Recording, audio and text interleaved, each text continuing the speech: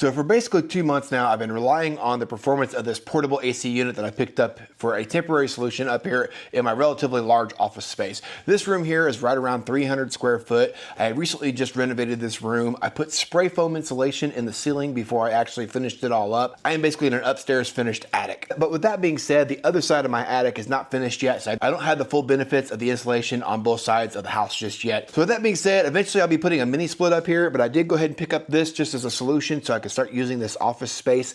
And then this unit here ultimately will get repurposed to go to a different bedroom. So let's take a second to go over how this thing's performed for me so far, and I'll throw some specs at you at the same time. So essentially, like I mentioned, I picked this up as a temporary option. However, this is probably going to have to last me the whole summer season. Now this is an 8,000 BTU system. However, you can pick up this same model in a 10,000 or an 11,000 BTU, depending on the square footage that you need to go with. Now in hindsight, and if I could do this over again, I think I would size up from this 8,000 up to a 10,000, just because on those really hot days when it hits that 90-degree temperature and above, and I know some of you around the country deal with even hotter temperatures than that, you might want to consider sizing up, especially if your house isn't as efficient when it comes to the insulation that's in the walls.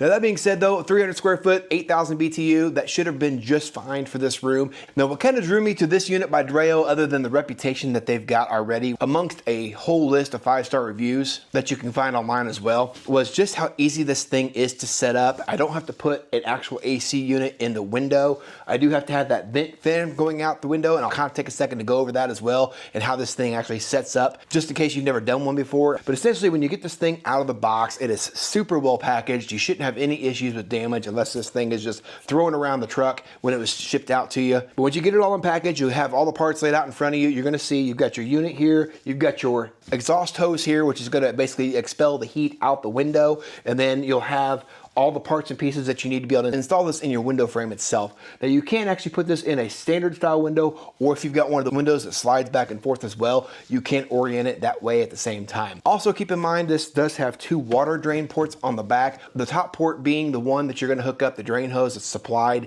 in the event that you live in an environment where humidity constantly reaches that 90% mark.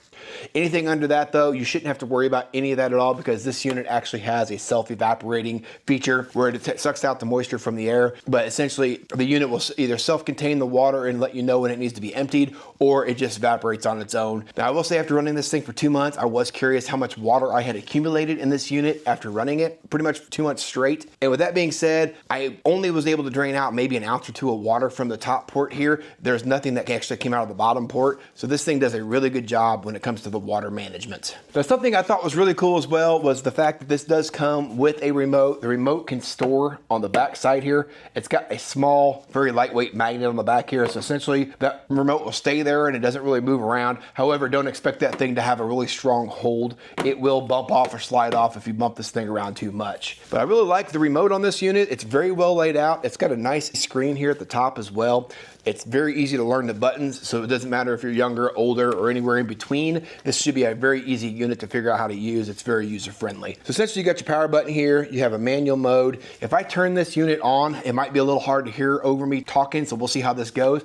But I'll go ahead and turn this unit on here real quick. Now, what you will notice is I put a sound meter on this as well just to test this, but this unit runs right around 55 to 60 decibels, so you could still very easily talk over it. Now, if you're trying to do something like I do, where I'm recording these videos, or if I try to do like a podcast, something in the room, you may have to consider turning this off, which is what I often have to do since my desk is right here by the window and this unit's right here next to me. Now, if I was on the opposite end of this room, and this room is 33 feet long, I wouldn't have to worry about this. I could be on that side and record just fine. It is that quiet. I just didn't have another option, but I wanted my desk right here, and unfortunately I'm right next to the window where I need to exhaust this out. Now, going through your remote here, you have your plus and minus, so you can adjust your temperature where you need that to be, and then you can also adjust your fan speed settings. You can oscillate these louvers here. You have a sleep timer if you want to have this thing shut off after so many hours, and not to mention a sleep function if you need this to run a little bit more silent. And then you do have a light here on the front that you can turn off and on the display on the front. Now, everything you can do on this remote can also be done from the front panel of this AC unit as well. So just keep that in mind. You don't have to have the remote in your hand at all times to run this. You can control these functions from the front of the unit. Now, something that you might also want to take into account is when you do the setup on the window, and let's take a second to go over that real fast as well. So essentially, you have the port on the back of this unit. You've got your hose that's going to go out. You have the panels. Now there's multiple panels depending on your window size. And what I really liked about the quick start guide with this unit is it tells you exactly which panels you need based on the window size once you've done the measurements on that. But essentially you'll put your foam all the way through your channels. You'll seal that in, and then you've got the self-sealing or like the adhesive backed piece of foam that you put across the top of the window, and that's going to really lock that thing in place and prevent any air, bugs, and or water from coming through the window itself.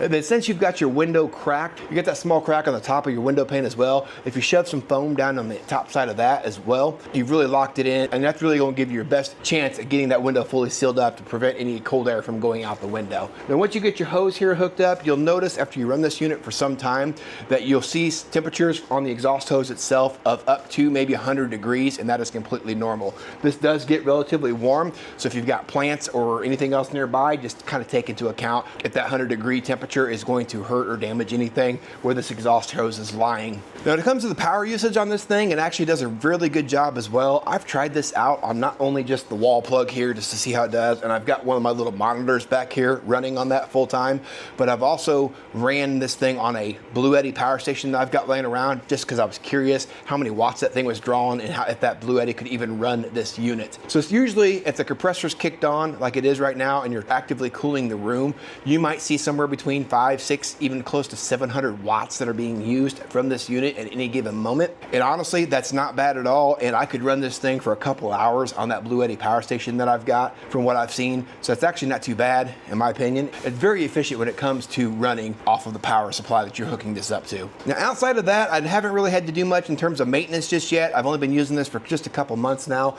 but if you do have to do any maintenance at all, there is a screen back here that very easily pops off that you'll want to clean out routinely, and you can kind of just look at this and see how dusty it may or may not be. But just take that and you can rinse that out, let it dry out for a little bit. You can put this back in the unit and you'll be good to go. And that'll keep this unit kind of running at optimum performance for you. And that's going to vary drastically depending on how dirty the environment might be that you're running this unit in. So if you got this out in a garage or a shop, you may be cleaning that filter out a lot more frequently than a more of a clean environment like I've got up here in my office situation.